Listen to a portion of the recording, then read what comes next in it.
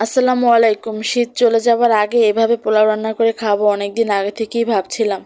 তো অলসতার কারণে হয়নি। মটরশুঁটি আর গাজর দিয়ে পোলাও রান্না করে খেতে আমার খুব বেশি ভালো লাগে।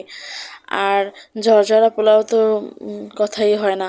আর তাজা মটরশুঁটি, তাজা গাজর দিয়ে পোলাও রান্না করে খাওয়ার মজাই ভিন্ন।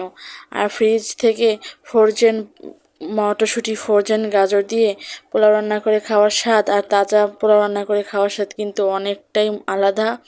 তাই আমি শীত চলে যাওয়ার আগে আজকে পোলাও রান্না করছিলাম আর দেশ থেকে হাঁস নিয়ে আসছিলাম। ওই হাঁস আর কি রান্না করছি, আজকে কালা ভুনা করছি আর পোলাও রান্না করছি। যেহেতু অনেক রাত্র হয়ে গেছিলো, হঠাৎ করে রান্নার প্ল্যান হয়েছে। তখন রাত 10টা বাজে, তখন আর কি রান্নার প্ল্যান হয়েছে, তখন আর কি রাত 10টা বাজে রান্না বান্না করলাম। তাড়াহুড়া রান্নার কারণে ভুলেই গেছি কি দেব কি দেব না। তারপর আবার ভাইয়া এসে বলল যে কিছু কিশমিশ দেন, খেতে আরও মজা হবে। তারপর কিছু কিশমিশ দিলাম, কিশমিশ দিয়ে পোলাওটা হালকা দমে রেখে দিলাম।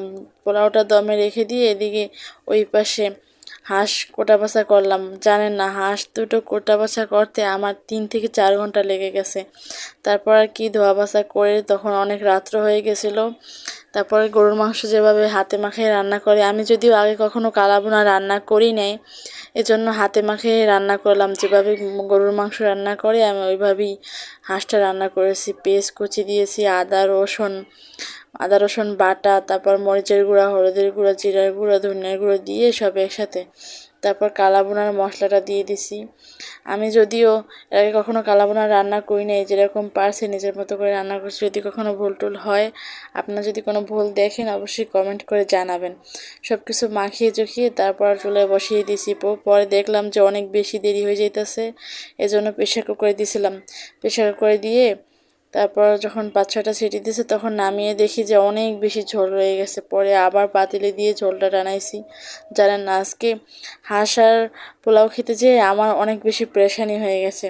যাই হোক, অনেক বেশি রান্নাবান্না নিয়ে বকবক করে ফেললাম আপনাদের সাথে। আজকে একটা দুঃখের কথা বলি আপনাদের সাথে। আমি যেরকম ভিডিও বানাই আমি এরকমভাবেই বানাই। আমি নিজে যেরকম ঠিক ওরকমটাই ভিডিও বানিয়ে আপনাদের সাথে শেয়ার করি।